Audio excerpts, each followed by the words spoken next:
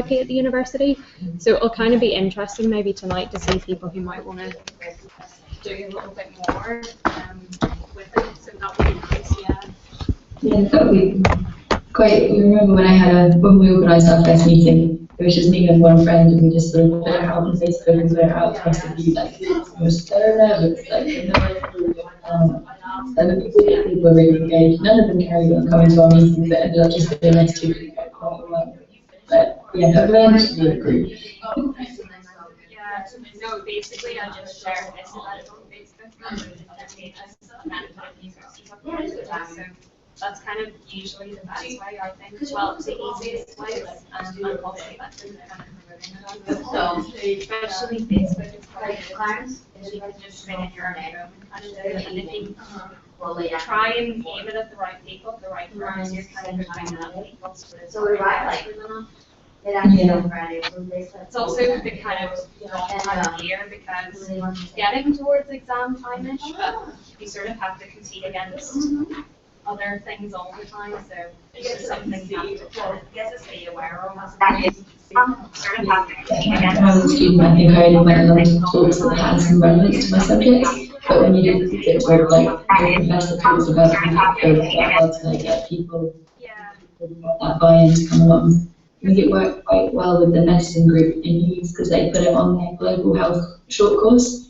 So everyone could go to all of the whole course because it was all kind of like a certificate that we got at the end. Yeah.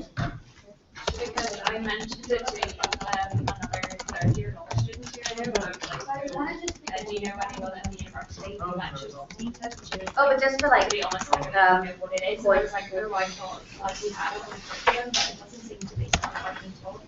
I don't know, maybe some of the guys here can correct me if I'm wrong. help yourself to snack. When I'm speaking, is the camera going to be facing the audience or facing this way? Do you want it to face the audience? Because Because there probably won't be anyone standing there. No, I think on my it's possible.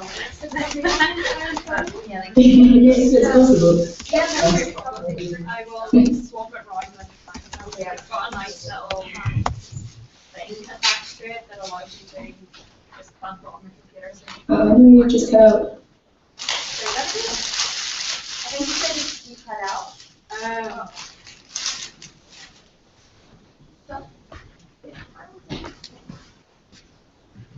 Hey, how are you? Hey, you. While we're okay, can you hear me? Yeah, I can hear you. Oh, good. Your face was frozen. Oh no, it's back. There we go. Oh no, I hope that doesn't happen again. Think very literally. Live stream is working. Okay, good. Nathan's just told me the live stream's working, so that's all good. Yay. I've posted the link on the event Oh, page, that's perfect. so people can watch it there now. Okay. That's what that's. And whenever the event's done, then there'll be a permanent YouTube video that you can then use for like freshers or other whatever you want with it. That would be good. All right. Cool, thank you. Cool. Can we give it another, there's so many like some vlog now. Good to 10 past. Yeah. I think just you. Good. I'll do Are it. you, See these on guys board over with here. I'll be that? back. Yeah, on F0 now as Craig Abbott. Hey guys. So What are your names? Did you fine. fit it? Craig Abbott? yeah, I'm but so- just simply because What do you it's guys do? like 10-minute walk from my house. Oh, Or that's nine, nice. so perfect for me. Oh, okay. And Ah. yeah, just so glad it's the last A person. one It's great. royal and Finally, just Yeah. 4 weeks to go, and that's it. Yeah. It's so weird to say it, but Maybe Would you take your out? or Yeah, you're a massive and everything. yeah, 2-year I masters. So did you go Okay. Queen? yeah, I did in Is it Queens. I something did you- the translation of medicine. I'm really interested. Well, the next one. And it was pretty good. But, The teacher modules, maybe I hope they've improved slightly. They weren't the fantastic. likes of You have like tutorials or lectures. Make sure I've like the tutorial. Is it this year or something? Yes, yeah, I think There's it is. lots I think it of, is the third or third. And you were Maybe the the third year. first. Yeah, it was first year. So it used to be masters in molecular biology, but then changed to translational medicine just by then, like doing reframing one of the modules, so it's quite like the translational pipeline and how drugs get from the lab to the bedside and stuff like that. So it was pretty, like, I wanted to do master's network research projects, Yeah. if I'm honest. Was it helpful for you? So it was helpful for me for like, getting upskilled in lots of different research techniques, like I did lots of in vitro stuff, of biology, did some in silico type stuff for like But it's actually informatics really and so on. So like, it's really very project. Where are you guys thinking about? Yeah, global health. You're doing the last one. Yeah. Surprise! I know. I'm kind of like deciding between the energy one here and the global health one. Okay. Like I would totally go for the global health one, but it's just I'm trying to find a way to go around that. And say we were at this kind of question and answer session about all the postgrad courses. That's why I asked you, because they were just going on and on about the MRIs. Yeah. And it seemed really good. Really. Yeah. And we've never really looked into this. Yeah. Which is why I kind of leaped forward a lot over like the last year. Oh, really? Yeah, That's people good. were like, And no one else. Yeah, me too. yeah, you were the first Sounds year. good. All your Yeah. Have you released like F1 clips? Oh, yeah, so I was lucky in that I got an academic foundation program, so. Oh, congratulations! Yeah. Yeah, it was. It's so competitive. It really is. It's like, I kind of played the figures, if you know what I mean, like, the competition ratio in Northern Ireland is 6-1. Wow, In still. London, it's pretty high, isn't it? And the competition ratio in London is 8-1. And in Scotland, it's 4-1. No, sorry, it's 3-1. Oh my gosh. And then, you just not want to do it? Yeah. I don't know, but I applied to London and Scotland, and got Scotland. So I'm kind of, Oh, did you want London more? I wanted London more, but I'm more than happy to have even got an AFP. Oh, yeah. Just because it's a. Is there anybody that you know? Okay, fair enough. I've got an AFP. There are a couple of people I know who have got it. A couple of really good medicine guys in London didn't get AFP at all. So what are they gonna do? Are they gonna have to apply? No, they're just doing like the main foundation program. Oh, Just like if you don't get an AFP, you're automatically pushed into the Oh. foundation program. Oh, they have to be specific, sorry, the exam academic. Yeah, yeah, Oh, I was yeah. talking about the foundation. Oh, just foundation? in No, general. I haven't heard of anyone who hasn't. Oh, okay. Okay. Is that the sign of relief? Yeah, yeah, yeah. I wanted this to be- Yeah, no, nothing like that. Right. Whereabouts in Scotland, or do you just get rotated around? Yeah, no, I'm going to Inverness. In the north. Have you ever been there? No. But to be honest, like initially I was like, oh, Inverness, it's going to be hard to get up there. But actually, what I wanted was a fresh start, a fresh new set of people. Yeah. So. I'll be so excited. So that's August. August, I'll probably get like all the induction type stuff, especially because I'm coming from Northern Ireland instead of studying in Scotland. I'll probably be starting first couple of weeks of July, Oh, yeah. a couple of weeks after graduation. Get settled and find somewhere to live. Yeah, I'm going to go to house hunting after assistantship's done. When will that be done? Yeah, it's mid-May when assistantship is done. Okay. I can't So it's so close, actually, Yeah. it's like a month Yeah, away. I hear that F0 is like, The It's height kinda- of the end they of give med you- school, it's like. they give you all the hard It's- jobs and you don't pay for it. It's not that, like, the main reason why I. No, I'm not like that. Yeah, I like half a complicated. It's a ring line. Yeah. And like it's over. Oh, yeah, yeah, it's And that's all things that you have to find out. Yeah. Oh my gosh. So you think that there a thing any log is about? I am honestly But like, not if with you- smart math. Well, then again, I'm in third year, but still, like, I just, I lost motivation. I hope it comes back But by in a that few point, weeks, yeah. yeah. I feel like the next couple of years is so much harder than what we'll be doing now. yeah. I think I went through the first half of the year for speciality, and just about started. Nope. It was quick to just do something. Yeah. Especially like my week before, I was like, I can't do this. This is so hard. Sorry for endless medical students chatting. I'm just going over my talks there, it's fine. That's okay. I wonder, shall we get started? Sure, yeah, whenever you want. We're all ready for you. You may well. I think we can start. What do they say? I don't know if we should just. Yeah, I think we might as well. I'm disappointed we didn't get more, but I have. Oh, I think a lot of people are on it. Yeah, this week, like, It's a lot of yeah. Yeah, we're all on it. Yeah, I was gonna think of these stuff. Well, thank you guys for sharing that. Hopefully it'll be just as interesting.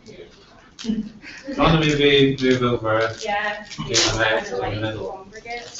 Just because I'll be like talking from around. Thank you. Do you want to do it in a double set or just? I think we can just start. It's pretty informal. Thank you guys all for coming, and hopefully you'll. Okay, I'm going to get Yeah, I started really on want to it. learn about this. Because we talked well, about it forever. If I say anything wrong, you keep me straight whenever you start talking, alright? Hopefully I won't say I'm anything. doing it. That was great. I'm just doing it. Yeah, and feel free to put me on mute while you're talking. Yeah, I'll be doing it now, okay? Cool, good luck.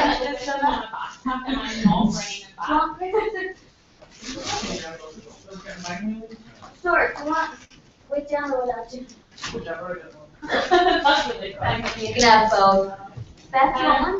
Can I have a Kinder thing, whatever? Yes, They are you very can have good. many. Thank you. I'll take two, because I know I'll probably come back for Oh. one. Oh, I have money recently as well. Oh, thank you. Yeah, that's great. Okay, I'll just, well, I don't know why I won't get you. That's fine. It'll be fine. Okay. okay. Okay, so, hello everybody. Can you see the audience, Maya? Yeah. Okay. Okay, so good evening everybody. My name is Nathan. I'm a final year medical student. And tonight we're going to have an evening talking about trade deals, international trade deals, and how they can affect public services and especially health services like our NHS. And if I were to ask you to try and explain what international trade agreements are or how they work, you may come up with get an expression like that on your face, wondering what in the world is all about. So the first part of this talk is really just going to try and break down the lingo and explain things in as simple terms as possible. So if we want to think about international trade deals and how they work, normally it's really between two or many countries or regions. So this could be, for example, the United States as one country and then the other being EU, or it could be like Canada and the EU. So it can either be a single country or a group of countries together. And what is exchanged in trade deals can be a range of things. It's not just physical goods, not just physical things, but resources, and as well as exchange of services, either services being produced in one country and then being used in the other. So with these international trade agreements, it's good to not just think of it in terms of exchange of goods, but exchange of services as well. And one of the things that international trade agreements try to deal with are barriers to these countries and regions exchanging these goods and services. And the way to think about what these barriers to trade are, they're normally split down into two big groups of barriers. There are things called traditional barriers. So traditional barriers are normally things like things called tariffs or quotas. So tariffs are extra charges that are put on goods that are exported to another country and are normally expressed in terms of percentage of the cost of that good. And if the higher the tariff, the bigger the barrier to that good essentially being imported or exported because of the increased cost. And then the other term that I mentioned of quotas. So quotas, as you might think, quotas are a barrier of how much of a good you can export in, for example, any 12-year or any 12-month period. So it might be you're only allowed to export X tons of a certain good within any sort of certain time frame. So these are what's known as traditional barriers to things being traded. The other type of barriers that are normally thought of are non-traditional barriers. So non-traditional barriers can be things like rules and regulations that restrict the types of goods that can be exported or imported between countries. So that it may be that a certain medical device has to, or any sort of device has to pass a certain number of regulations before it can be exchanged to another country, or it's that certain goods can only be exported in a certain way. So these non-traditional barriers are not to do with the amount or the cost of those goods, but in terms of the condition of those goods and how they're exported or imported. With me so far? So, free trade agreements. What do they try and do? Well, the basic premise behind free trade agreements is that they're trying to reduce these traditional and non-traditional barriers to trade, trying to reduce the things that are preventing either countries or regions from exchanging these goods or services. And really they're regulated through this World Trade Organization, which has been about for a long period of time. And the World Trade Organization is really the organization whose membership, I can't remember the number of countries that are membership of it, but it's a law. And it's really the organization that regulates how trade agreements are implemented and regulates or can sometimes be the forum within which big international trade agreements are agreed upon. If we were to go into some examples of free trade agreements, we get into acronym territory and the really inventful names that people decide to call these trade agreements. So, TPP, does anyone know what TPP stands for? Yep, Trans-Pacific Partnership, and that's between the USA and 11 Pacific Rim countries, including Australia, New Zealand, Japan, and those sorts of countries around the Pacific. CETA, does anyone know what CETA stands for? So if you look at the arrow, one end of it is in Canada, the other end is in EU. So CETA is the Canadian-European Trade Agreement. And then TTIP, which is the one that we're all here to talk about tonight. Does anyone know what that stands for? Transatlantic Trade and Investment Partnership, exactly. It's going to go for policy. I always forget. I know, the P is always a bit ambiguous. But yes, Transatlantic Trade and Investment Partnership. And there are lots of other, I've literally only picked out 3 on there, but there are lots of other trade agreements.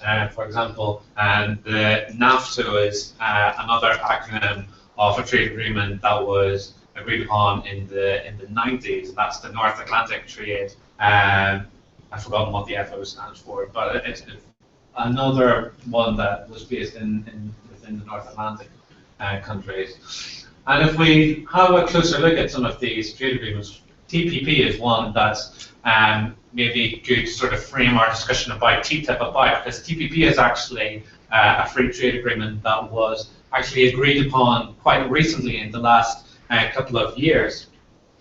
And it's crazy whenever you look at some of these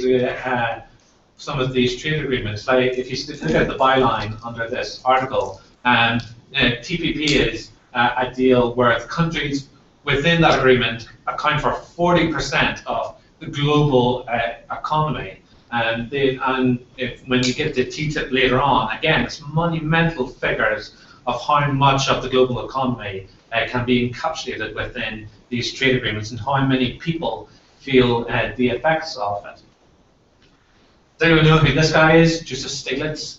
So Justus Stiglitz is a world-renowned economist. He's actually a Nobel Prize winning economist. And although it's not always great to go on expert opinions, he's a guy who's been quite outspoken about TPP and about basically how bad these international free trade agreements can be. So still with me? So these free trade agreements like TPP, TTIP, CETA, all these other ones are trying to reduce these traditional and non-traditional barriers to trade that include things like how much goods and services cost and the regulations surrounding how these things can be exchanged. And if we look into how free trade agreements actually work in reducing these barriers to trade, again, some more acronyms. A couple of the areas that are useful to cover include things like intellectual property, rules and regulations, and market access. So whenever we were talking earlier about the non-traditional barriers to trade, and we were talking about how regulations about the standard of goods that have to be adhered to for them to be accepted within other countries. What some free trade agreements try to do is through a term called harmonization of standards, where basically you have these two countries or regions that have these different standards of how the quality of the goods that are being exchanged. And what free trade agreements try to do sometimes is harmonize how these regulations are, so it's one basic regulation of standard across the entire region that's within the free trade agreement. Now, if you were to try and reduce the barriers to trade, do you think you would bring up the amount of regulations and bring up the level of quality of the goods and services that have to be adhered to, or bring them down if you're trying to reduce the barriers to trade? What do you think? Bring them down, yes. And it's a common thought within commentaries about free trade agreements that this harmonization of standards is in reality, quote unquote, a race to the bottom, so to speak. It's instead of trying to increase the standards of goods and services that are exchanged, it actually makes things easier by making it easier and bringing down the amount of regulations that have to be adhered to. Now, that isn't a fact across everything. It's not that in every single case this harmonization of standards worsens the quality of what's exchanged, but it's certainly a risk whenever you're trying to think about the effects of these free trade agreements on what's being exchanged. Another key concept is about market access. So another thing of trying to reduce the barriers to trade is by increasing the level of competition that there is for different services, for different public services, be that education, be that health, and opening up market access is another key way that free trade agreements try to work, by allowing private companies the opportunity to be involved in the provision of public services within the countries that the free trade agreements include. So in all of the commentaries about free trade agreements, education and health are the big two areas of public services that people fear are at most risk from opening up market access to privatization. Later on, when we talk a bit more about the NHS, this is one of the key worries that people have about the market access aspects to free trade agreements. Now, I was going to say something, but I think I'll save it for later on. Final key concept that I want to talk about is intellectual property. And Maya's going to talk about that a bit in her talk, but in terms of trying to reduce the barriers to trade, intellectual property is another key way that free trade agreements try to benefit some sectors of industry. And intellectual property comes in many different forms. If you've never heard of it before, intellectual property is most commonly thought of in terms of things like patents. So patents are things that protect the intellectual property of new and innovative devices by basically giving exclusivity to a certain company or a certain provider of goods or service to be able to basically have a monopoly on producing that goods. And within these trade agreements, when we get into it in a while, sometimes these free trade agreements can try to protect the intellectual property and extend the ability for patents and other copywriting laws to protect the people who basically have patents, which again isn't brilliant whenever we're trying to reduce the cost on society. And related to this intellectual property and the benefiting of certain people, a big aspect and a big worry about free trade agreements is how they protect big business. So we've already talked about market access, now opening up to privatization benefits big business. We've talked about intellectual property now, the extending of patents can benefit big business. And TRIPS Plus is something that I think I might get onto, and if we don't, we'll come back to it, is again the trade-related aspects of intellectual property that try to benefit big business. ISDS, again, another acronym. Does everybody know what ISDS stands for? And you're not allowed to answer.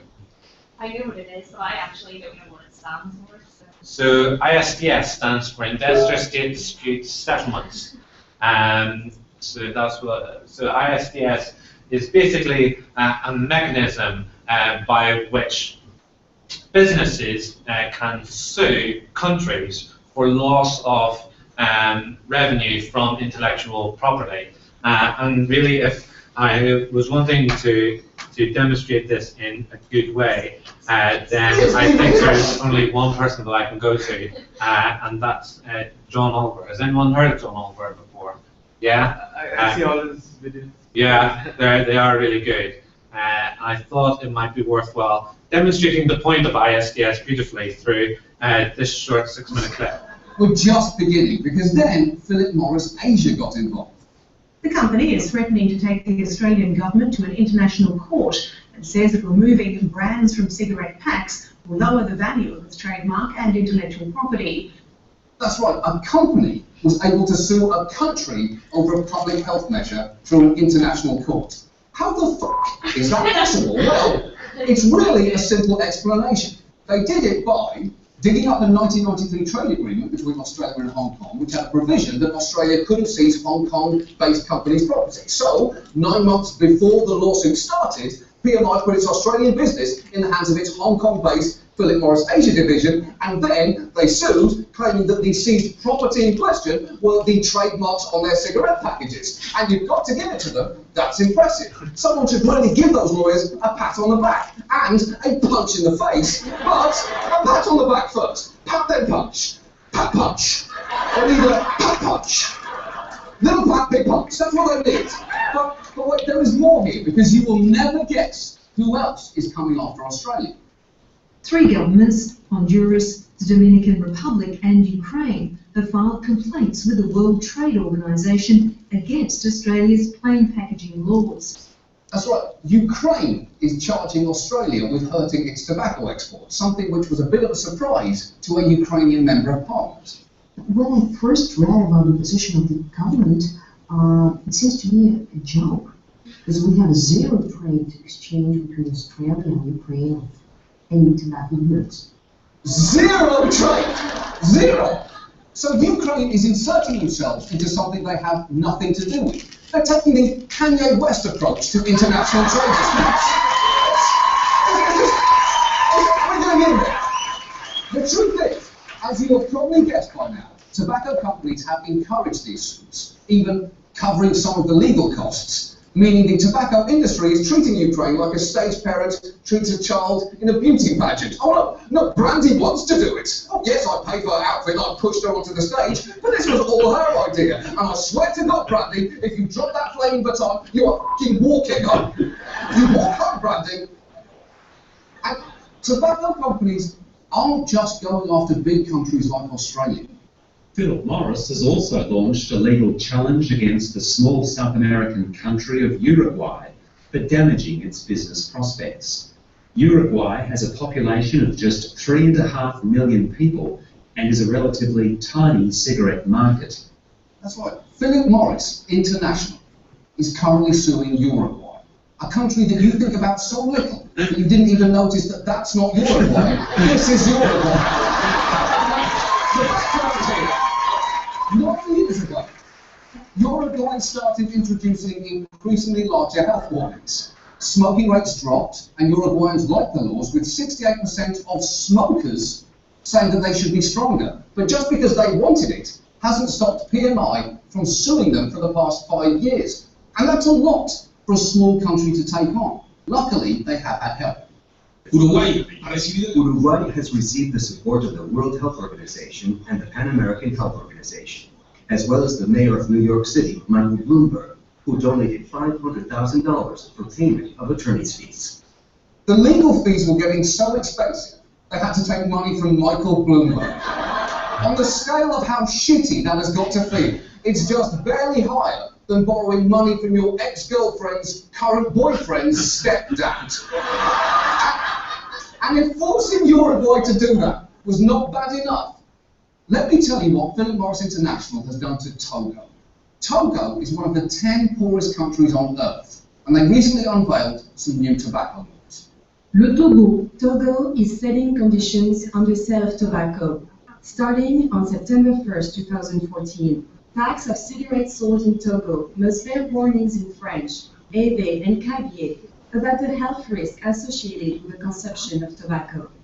Now, at first, written warnings sound great until you learn that 40% of the adult population of Togo is illiterate, which is why some members of the Togolese government wanted something more like Australia's Zeetiglow packaging. Take it down, take it down, it's still disgusting.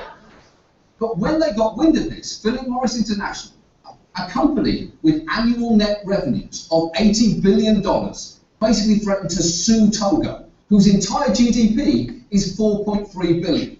And when your GDP is only a couple of billion more than the box office of Avatar, a protracted legal case is not really what you need. So that's literally just one example of how big businesses can use mechanisms like ISDS to really cripple really small economies. And the big fear is that agreements like TTIP will perpetuate the ability for big companies to sue countries either within the EU or even outside the EU for loss of revenue related to intellectual property. It is a huge problem. So hopefully even that video talking about tobacco maybe highlighted the importance of free trade agreements within public health and within how health services are provided.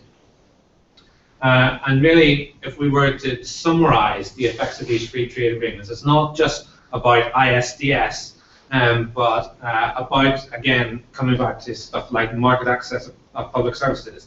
And there is sometimes, whenever we talk about the protection of public services within free trade agreements, there is the hope that public services like the NHS can be exempted from free trade agreements such as TTIP. There are clauses within free trade agreements that can exempt certain public services under certain conditions from the rules and regulations that free trade agreements set out.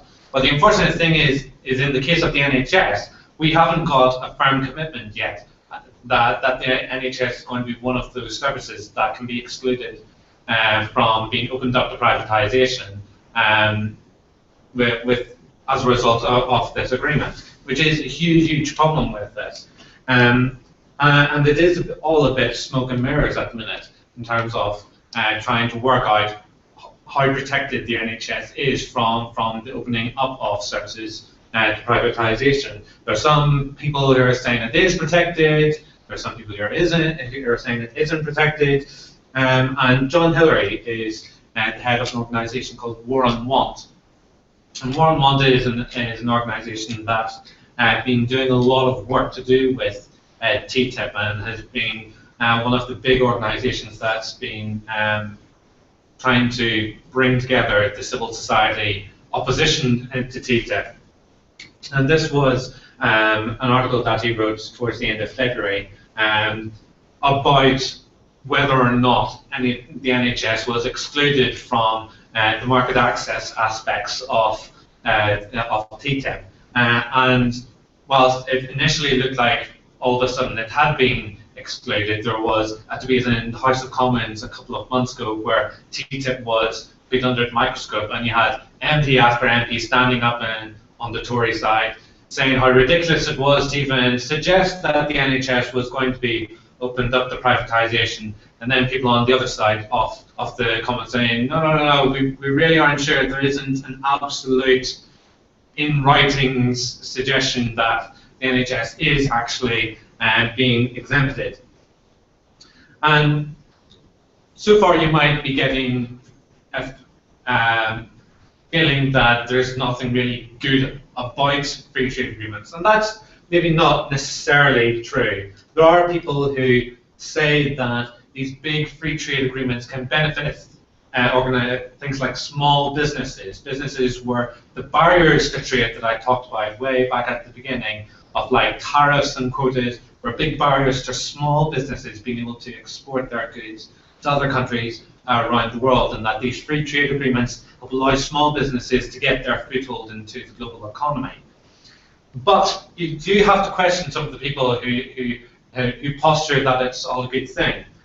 This particular comment article was written by someone called Cecilia Malmström. Does anyone know who Cecilia Malmström is?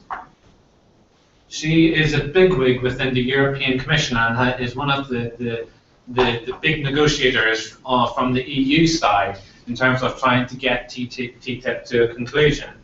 And it's interesting seeing her name attached to that article because she's also attached to this article, which was again written by John Hillary in The Independent back in October. And it was an article about one comment that Cecilia Malmström made, which is, "I do not take my mandate from European people." And yes, it might have been a bit of posturing and extrapolation, but it does kind of worry you, who does she take her mandate from, or who is the EU actually negotiating on behalf of? Is it of the good of the European people, or is it actually of all the big businesses that are said to benefit from free trade agreements like TTIP being agreed upon? And yeah, that John Hillary's article was published on the 12th of October, and then 3 days later she wrote a very, very covering her ass type article trying to say, no, it's all right. I do actually talk on behalf of the European people, but I'm not hugely convinced. And I'm also not hugely convinced about how open and transparent and how for the people these free trade agreements are. Whenever you get into thinking about how easy it is to see what is actually being debated between the EU and the US. What are the texts and clauses that are being negotiated on when we're talking about whether the NHS is being protected or not? And this flowchart is complicated for a reason, and that's because it's pretty much nigh on impossible for us as people to gain access to just go on a website and read through all of the articles and clauses that are being negotiated. This is from, granted, this image is from a good few months ago, but are you an MEP? No. Well, then you've no hope. Are you in Brussels? No. Well, you better get to Brussels. Have you filed an application to view the documents being negotiated? No. Well, this might take a while then. Do you want to read the text in French or any other language apart from English? Yes. Well, sorry, that's not really going to be possible at the minute. You want to understand highly technical trade law jargon. No, this really isn't your day, is it? And it goes on and on and on and on. And really, the only circumstances under which you can actually read these documents is if you're really an elected official who's able to be in Brussels, to go into a closed room where you're able to read the documents and not take any notes away with you and not take away any copies of the document. Only then are you actually allowed to see the negotiating text. And I hope I'm up to date in saying that. The situation might have changed, but it's my understanding that it's still nigh on impossible to see what's going on. And this is just one example of any text that have got out of the negotiations. This is a letter between a big tobacco company and some of the negotiators who are being involved in the TTIP negotiations. And for this to be able to go out in the public domain, certain aspects, I think certain aspects of the document had to be redacted to protect the negotiations. Now, as you can see, there's not a lot of text that hasn't been redacted in the public versions of the letters. This is the level of transparency and openness that we're really getting from these negotiations. So what do we actually do about this? If we were to summarize what the journey that we've come through so far. So we know that trying to exchange goods and services between big economies in the world are the barriers that exist are to do with the cost of exporting the goods and the quality and rules and regulations attached to them being exchanged. These agreements are here to try and reduce these barriers, but in doing so, they open up public services and the provision of goods up to lots of private companies that want to protect their interests and make as much money off as possible. There is a potential for public services to be exempted from free trade agreements and to be exempted from being open to privatisation.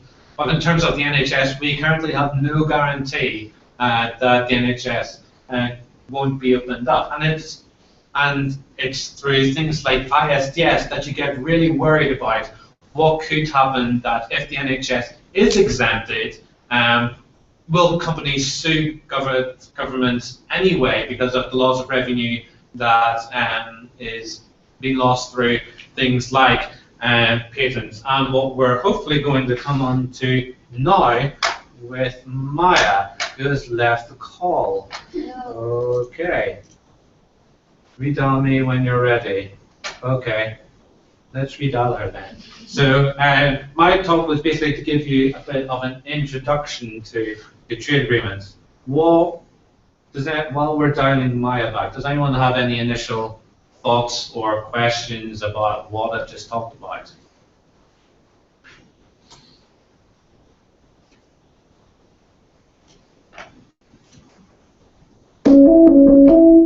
No? So are the main implications of TTIP on, for example, drug trade, cigarette trade? How will it affect the way that, for example, the NHS practices? Will it make things more expensive, or just bring down? Hey, you're back.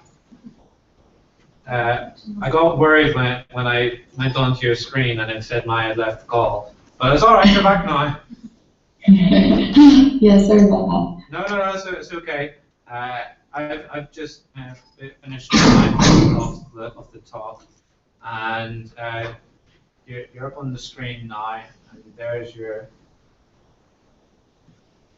There we are. There's your audience.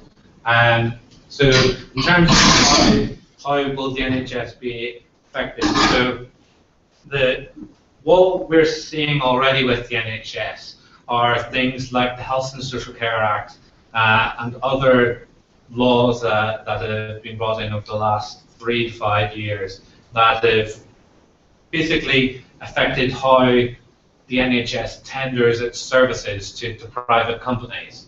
So the Health and Social Care Act is one example of how clinical commissioning groups of GPs having to tender some of their services out to private providers instead of it being provided within the NHS as a public service. Of course, with private companies providing things at a higher cost, it costs the public service as a whole more to do the same level of health vision. So with free trade agreements, the same sort of thing happens. So instead of public services being provided and paid for within government spending, we have all these private companies ramping up the cost of health provision and basically making the health service as a whole cost more.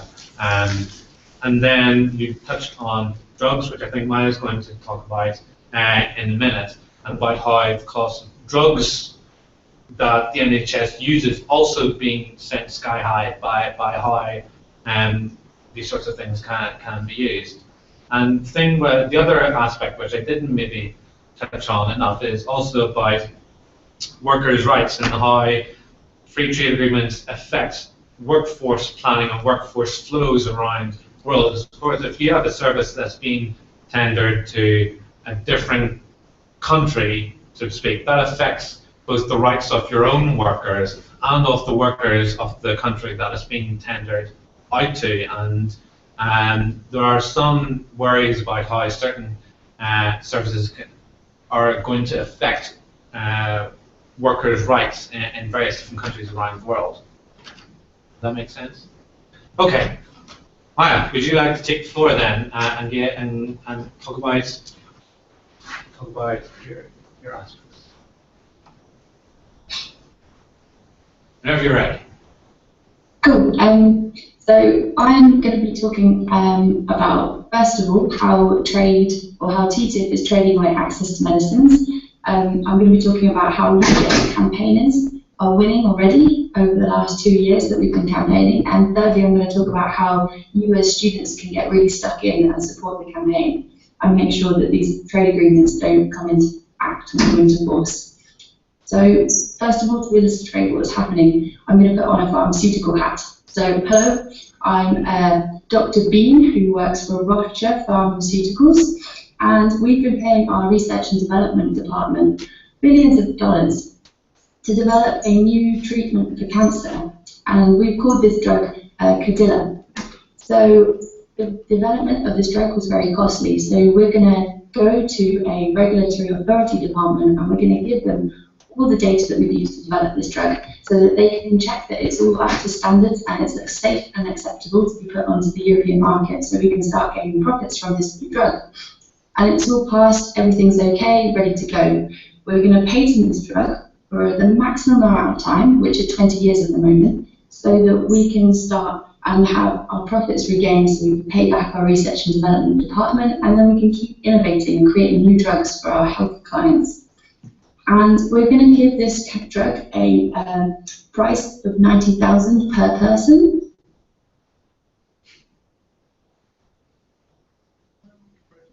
Oh.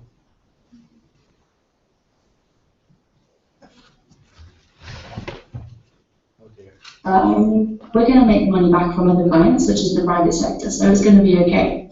And we really want this drug to be on patent and our monopoly for as long as we can. So, because when it becomes off patent, generic drug companies will be able to have access to all of our test data, and they'll be able to develop this drug too. And once they're all developing it, it's going to become really, really available, and we're not going to get any money because it's going to be very affordable. So an example of a generic drug is paracetamol. Asda can commission people to go and develop paracetamol, and it's really, really cheap. You can buy it for like £1 a packet. But we're a greedy pharmaceutical, so we're going to lobby the European Commission, who's negotiating TTIP, and we're going to ask them to put in our wish list. So this is all actually happening. So we are in Brussels at the moment. We've got a few lobbyists there every day, schmoozing with all the European negotiators, going to dinner parties with them, soirees and canapes, and we're sort of asking them to do 4 things. We're asking them to extend data exclusivity so we can keep our test data for longer. So we're going to extend it by 10 years. We're also going to extend, we want our patent period extended by 5 to 8 years. And we want automatic patents on things such as cancer drugs or biotech drugs. And the last thing is that we want the cap on how much we can charge for a drug whilst it's ours, whilst we have monopoly, to be even more expensive so that we can gain more money to be put into our research and development, which is good for everyone because it means we'll be way more advanced and we'll be able to compete on a global marketplace. So I'm now going to take off my pharma hat and I'm going to explain what's been happening. So this is an illustration of what actually happened to a breast cancer drug called Cadila, which was developed by Roche. And this is part of what the lobbyists are pushing for through TTIP. So this is called TRIPS Plus, which stands for Trade-Related Intellectual Property Rights. Another piece of jargon, which is in this convoluted trade treaties. There's so much jargon and acronyms, which are all very sexy. And this information has been leaked through a whistleblower who showed just at the end of last year, there was a leak about the pharmaceutical chapter, which proved all these different things and showed what the pharmaceutical groups have been pushing for. And there's, as Nathan probably mentioned, but I didn't hear because I cut out, but there's 3 components to TTIP: privatization, harmonization, and new investor rights. And these are going to affect health and medicine sectors a lot. So first of all, as Nathan said, it's going to further privatize healthcare systems. It's going to keep expensive medicines expensive and out of reach for even developed countries, let alone how expensive they're going to be for less economically developed parts of the world.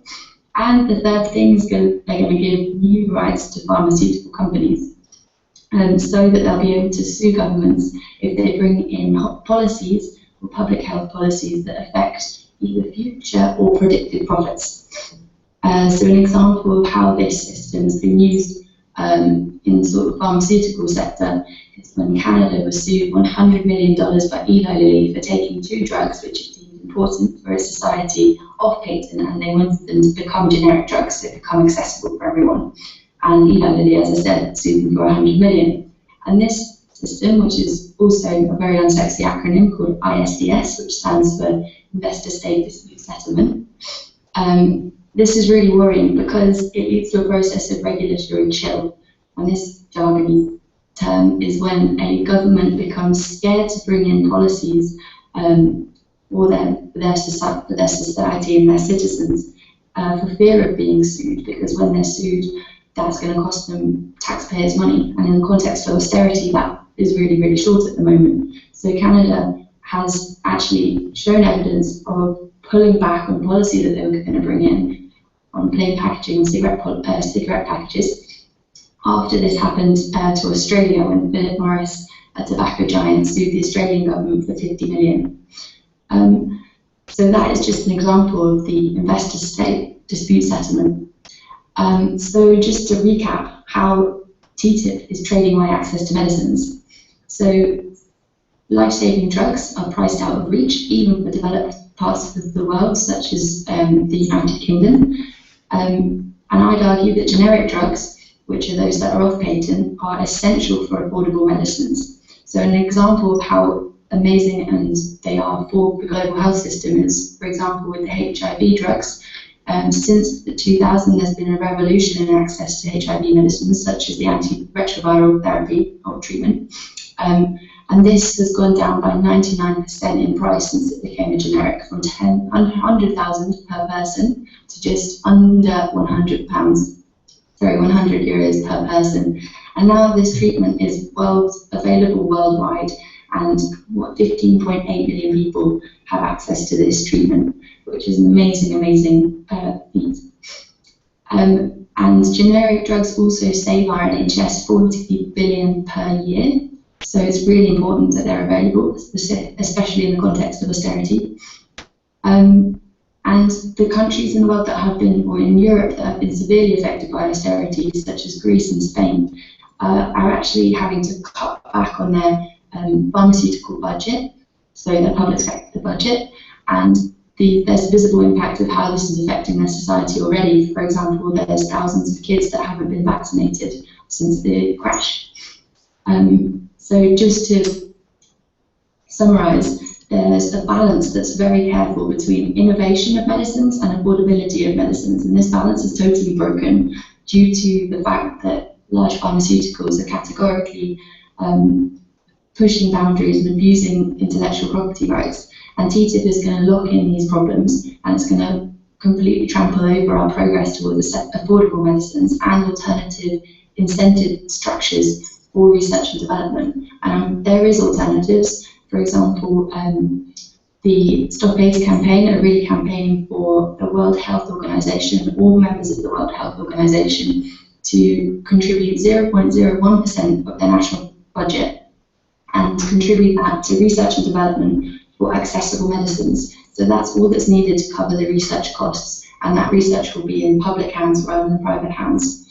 So TTIP will lock in industry interests over medicines and really hamper affordable medicines for public health.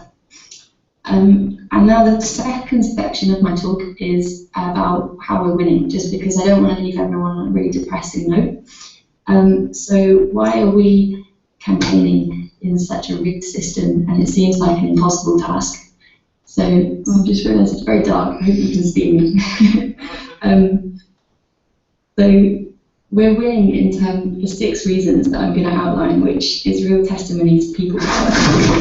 So first of all, trade against just values have been defeated in the past. For example, in the 1990s there was the Mutual Agreement on Investment, and in 2011 there was ACTA, the Anti-Counterfeiting Trade Agreement, and both of these fell as a result of public pressure and campaigns all around Europe. Secondly, the European Citizens Initiative was a petition that was set up in opposition to TTIP and its little brother CETA, which is the Canada and Europe Trade Agreement.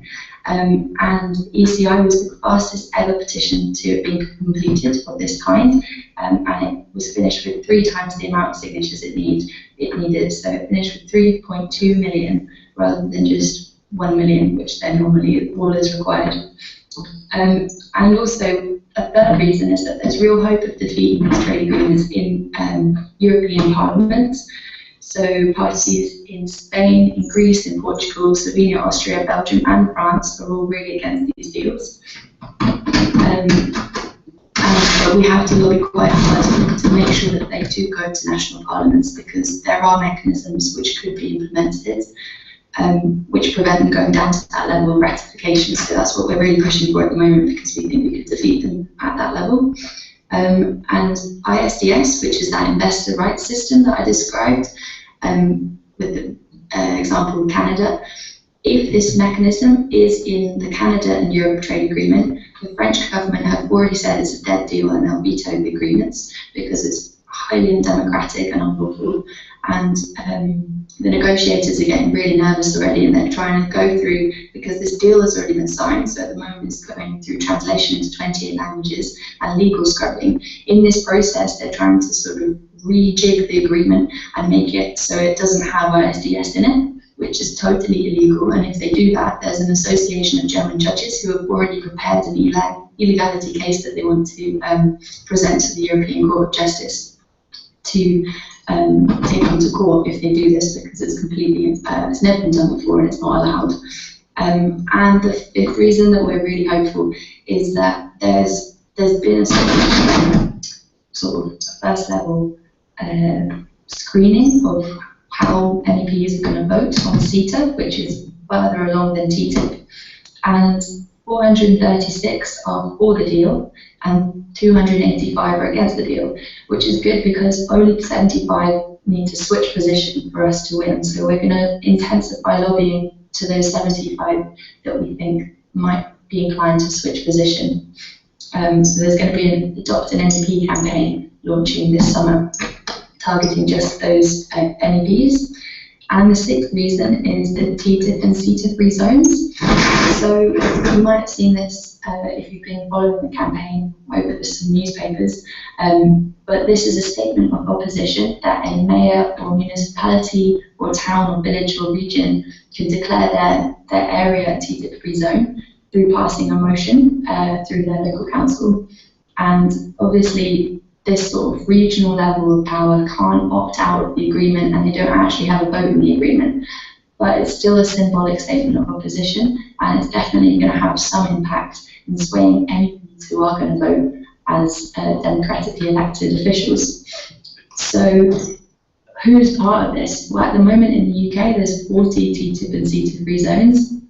There's 320 in Austria and Germany. There's 600 in France and 1,500 across Europe. So that's an amazing amount. And what can we do as students?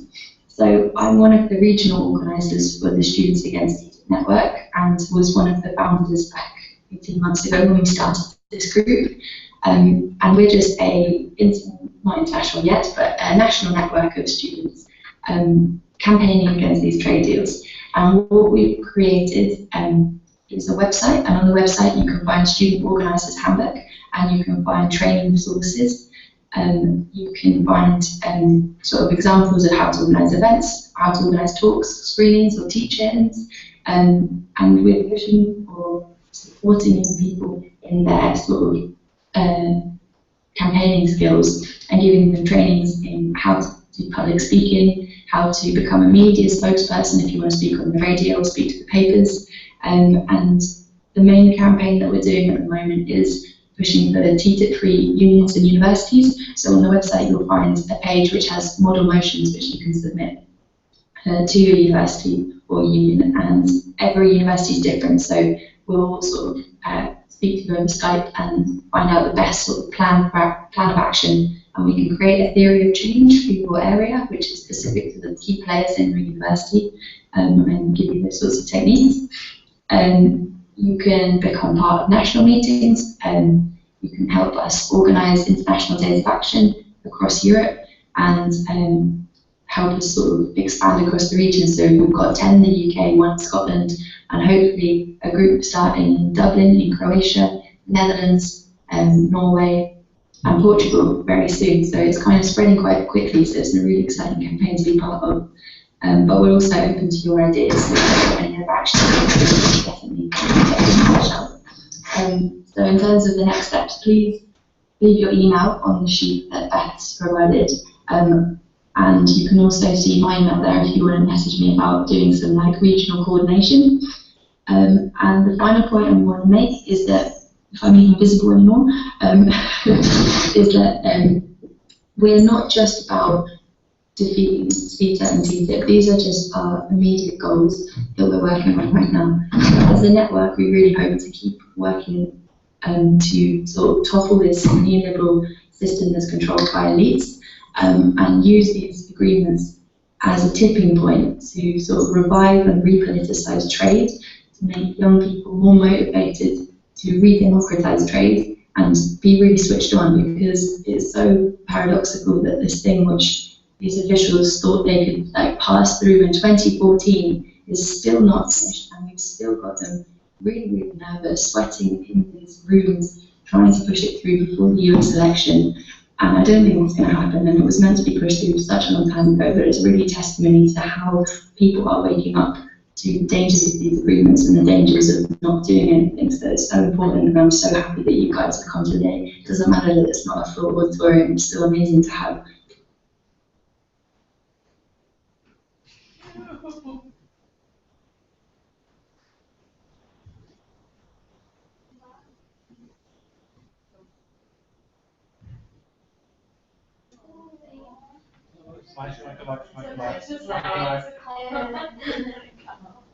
Are you there?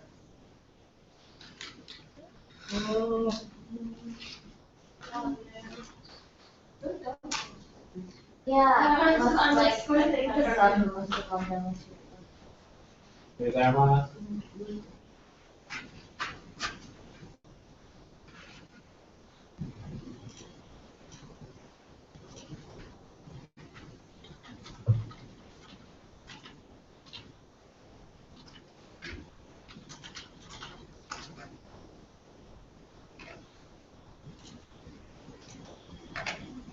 No, she left call. Let's see if we can get her back for some questions at the end. Does anybody have any questions personally? I'm gonna ask her, or maybe you can answer Nathan, about how far along in the like ratification process are we?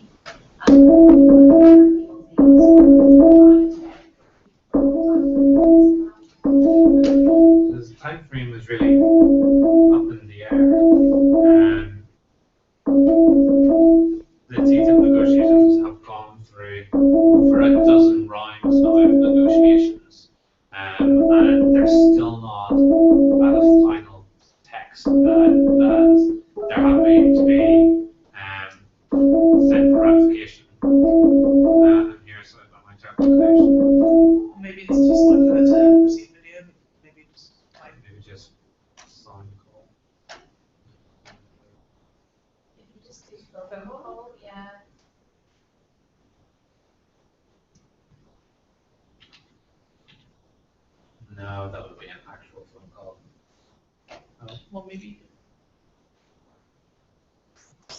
Hey, you're back. Yay. You're back. You're looking brighter as well. What point did I cut out? Just whenever you were thanking us for being here.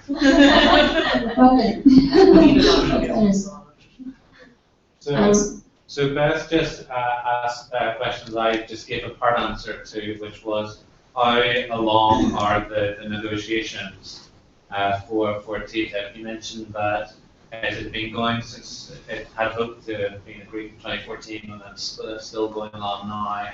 How far along do you think, or how far away do you think the final text is being ratified by all the countries?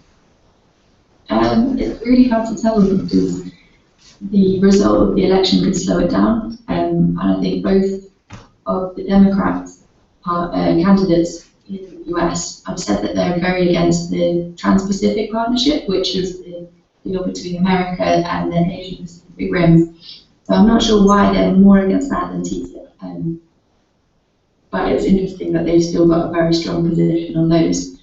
So I don't know how long it is going to be until TTIP's done, but in terms of it being signed, it will probably be signed at the end of this year, and it probably won't be translated and going through that legal scrubbing process till 2017. So we've still got quite a long time to keep campaigning.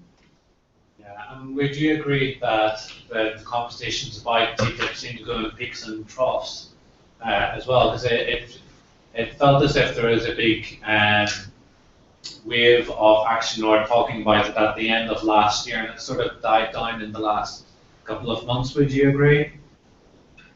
Yeah, I guess so. What do you want to explain a little bit more about what, when it was really indicated to you guys, when it was? Well, I kind of noticed it being talked about a bit more, certainly in the papers towards the end of 2015, sort of October, November time, and certainly TPP has been a lot in the papers over the last 12 months or so with it being initially agreed upon. So I just noticed that it felt as if in the last couple of months or so it hadn't quite been at the forefront of everybody's conversation as compared to a couple of months before that. I don't know what your thoughts would be. I know as campaigners, we kind of have wanted to sort of step back on TTIP and really not confuse people by talking about two different things, but trying to talk a little bit more about CETA because it's a lot more urgent. So I don't know if that is also the papers responding really wanting to focus in on CETA and TTIP because both of them have been signed. So there's a lot more pressure around those, and they're much more topical and heated debates at the moment. So it could be because of that. Does anyone else have any other questions for either of us? Has there been any jargon or any words that we've sort of talked about over the last hour or so that you maybe haven't understood? We've all been okay, jargon? That's good. That means we've done our job, right? So, how are people feeling about like, does anybody have any thoughts about how ridiculous it all seems, or any thoughts about, now that you've heard us talk about TTIP, what you think should change about free trade agreements? Well, the NHS, for starters, has to be excluded. That's for sure, but that's not the problem. The problem is the agreement in its entirety, probably. So stopping the whole of TTIP is a lot more difficult than trying to make NHS excluded. Because there's that little, I don't know if you can still hear me, there's that little bit of text that basically is very ambiguous about what kind of public services are excluded from TTIP, and that, by my understanding, is the problem with the exemption of the NHS. Yeah. From that, because it's not specific. And I think France have made certain things.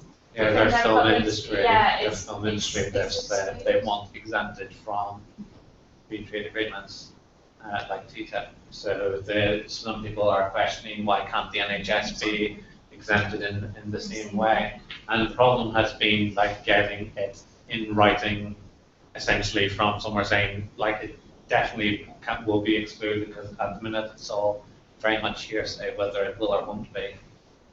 Yeah. I didn't see if your in your talk you talked about the positive and negative lists. Just because I cut out, but I don't know if you didn't mention it, I can touch on that now. Yeah, no, go ahead. So already, because the CETA text, the Canada-Europe text has already been published, so you can look at that online. Obviously, I'm not trained enough as like a legal analyst to be able to go through and understand exactly what's going on. But I went to a few training days where you had these sort of specialists briefing us on certain parts of the CETA text so that we could get the key like headlines out of it.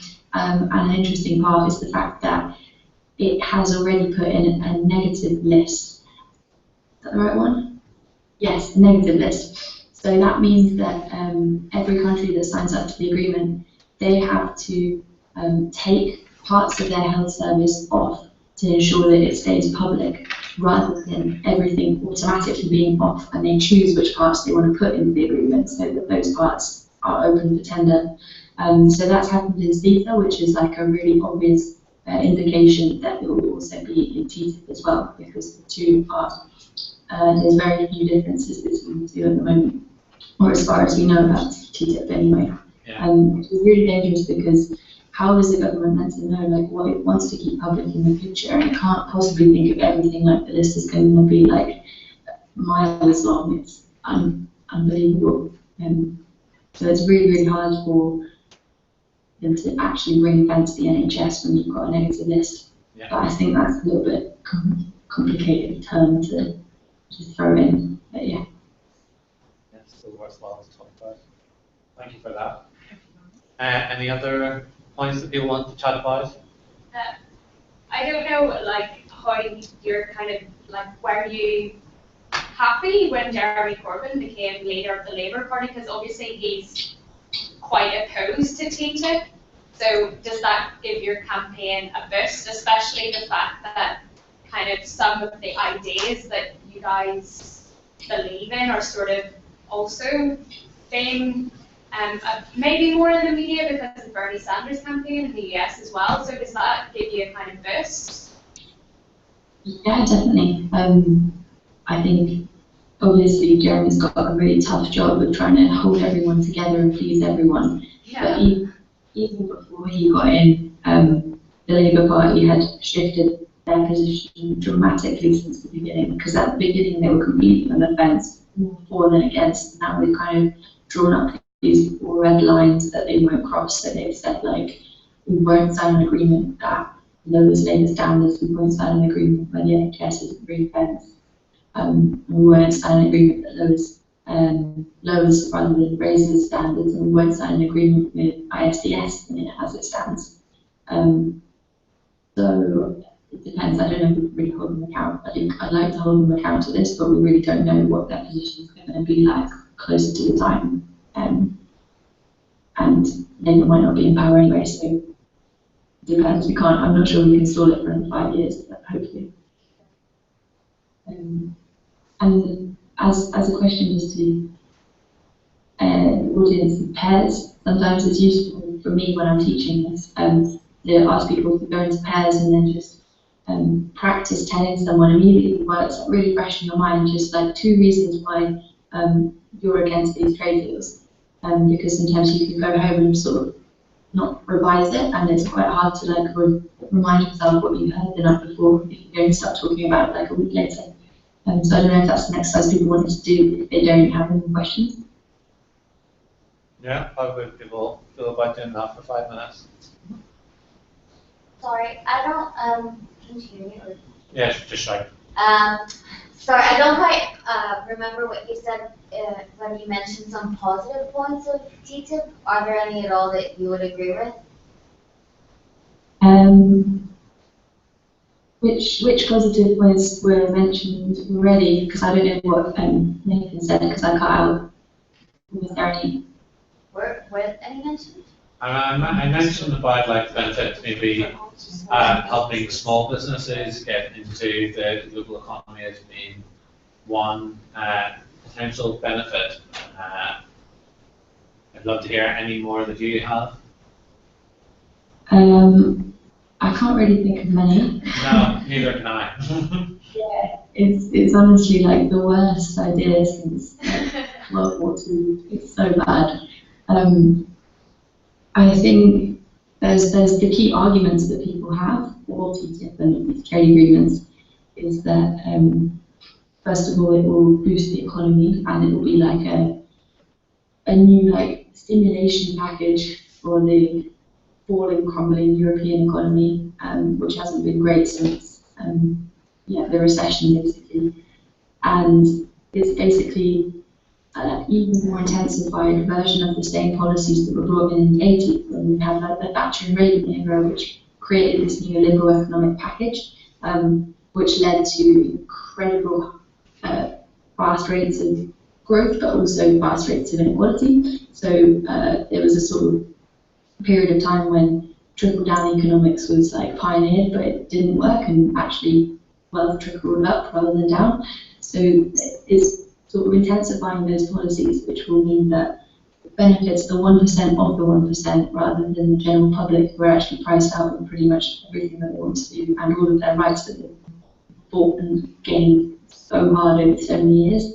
And the models that they use to prove these like economic growth fallacies have based on the assumption that there'll be total employment. So there's been professors in Ghent University who have said that actually if you use the same data that you're using but put them in a different model that doesn't have this 100% growth, 100% employment assumption, you actually get economic decline in most countries in Europe, not by a huge amount, but like 1% to 2%, which completely undermines their argument. And since this report by this professor from Ghent was published, they completely dropped this argument. And so when I go to debates and I see like the pros and the cons, it's very, very rare that the pro TTIP side wins. Like, if we're as speakers ever invited to a debate on TTIP, we are so up for it because it's an automatic win. It's never happened that they've been able to persuade the audience that they should sign up to TTIP.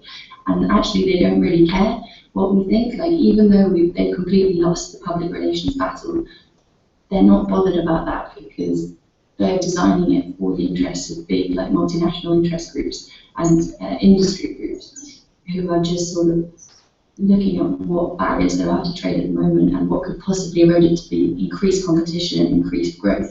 And growth necessarily isn't. I hate technology.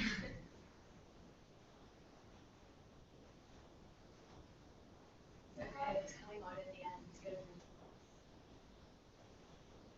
I'm back. Sorry.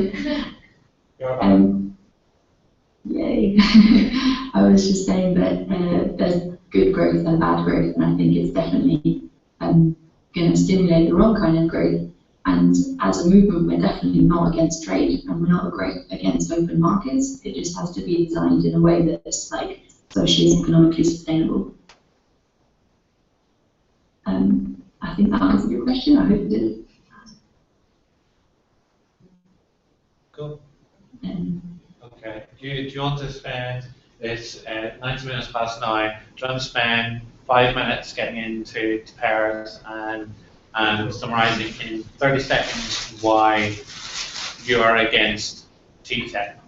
So we can all tomorrow, whenever we're telling people about this, and go boom, boom, boom. This is why it's bad. All right.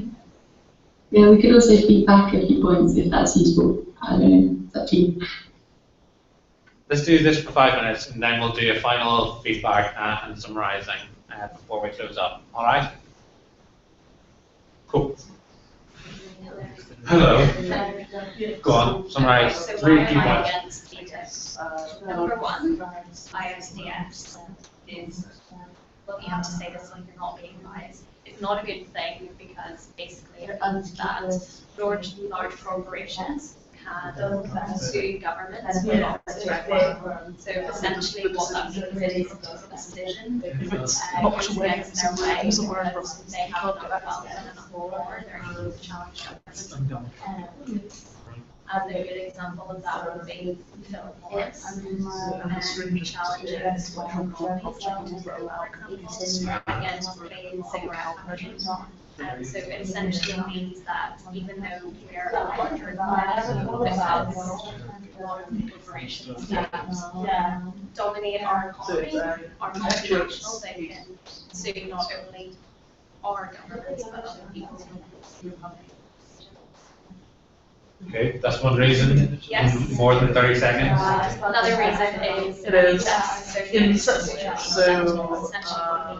the organization will have to essentially make contracts, and that contract is essentially taken up by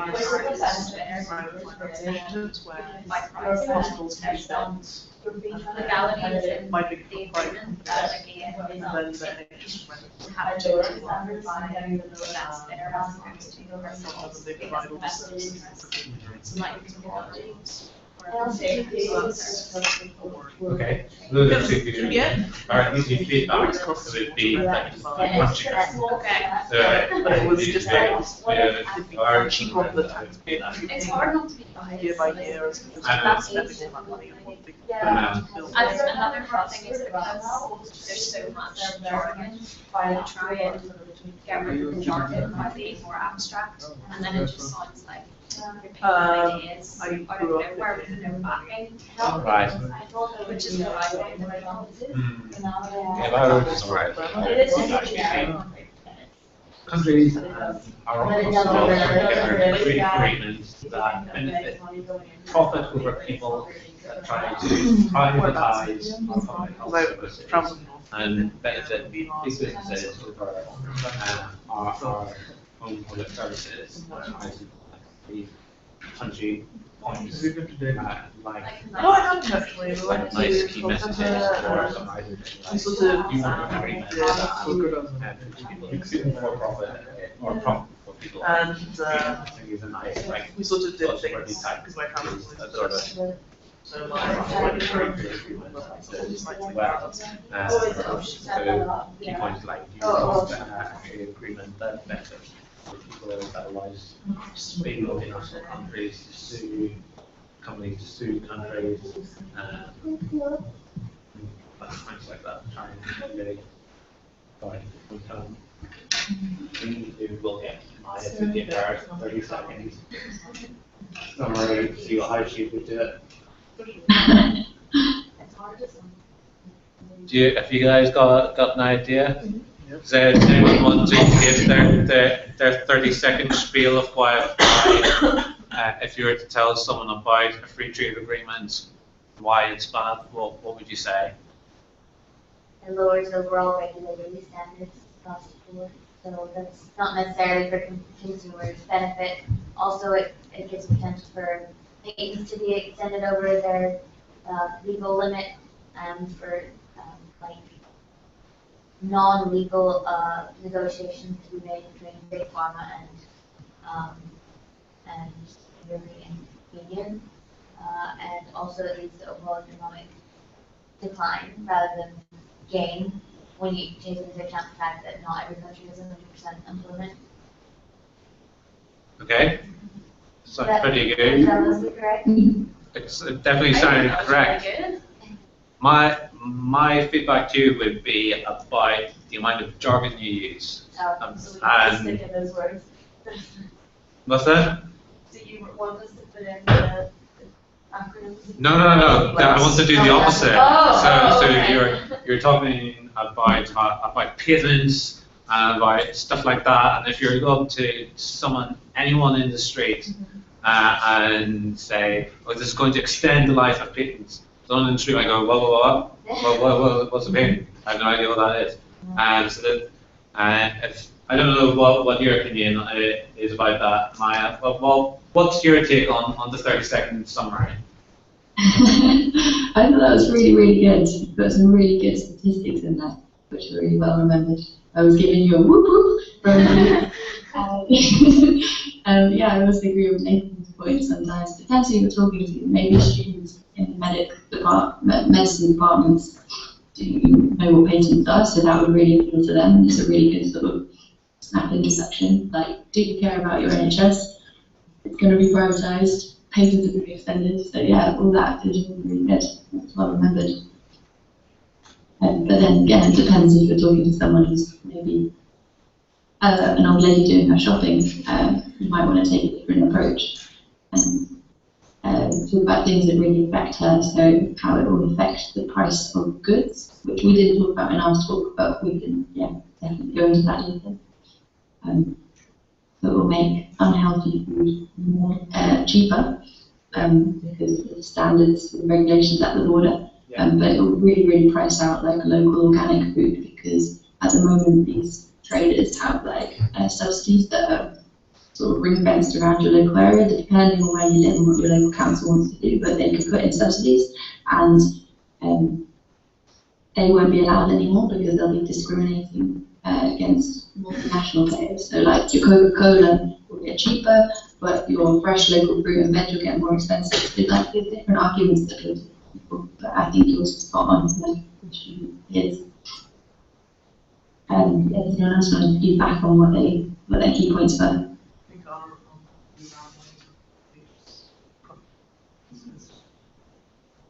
You sure? Okay. So if we want to close up then and summarise the key things that would be good to do, definitely have a look online for students against TTIP, and definitely before you leave, sign this lovely register to help increase the number of students talking about this and trying to go against it. Definitely, you have a Facebook group or a Facebook page, don't you, Student Against TTIP, and there's normally lots of really good news updates that go through that Facebook page to keep you updated. And certainly, like after this talk, after we close here, like this talk will be on YouTube that you can watch back or share it with whoever you want, and keep a look out, because we'll definitely share either through Medsin's national page or through local Queen's page, like links to petitions and other actions that will be hopefully happening quite soon about TTIP. Is that all right? Brilliant. All that's left to say, thank you very much. Thank you so much for joining us and giving us all your wisdom. And yeah, thank you very much. All right. Yeah.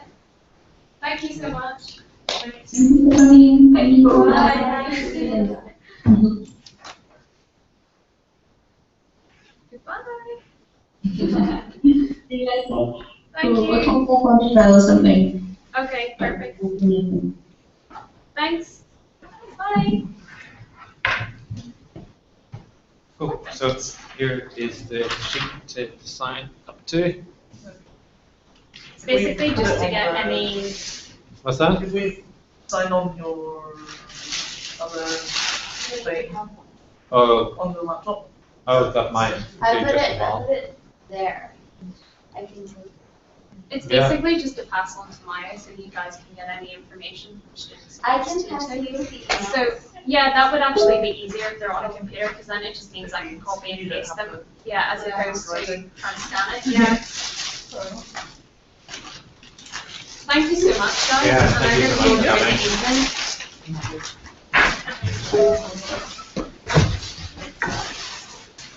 And if you want to take home any drinks,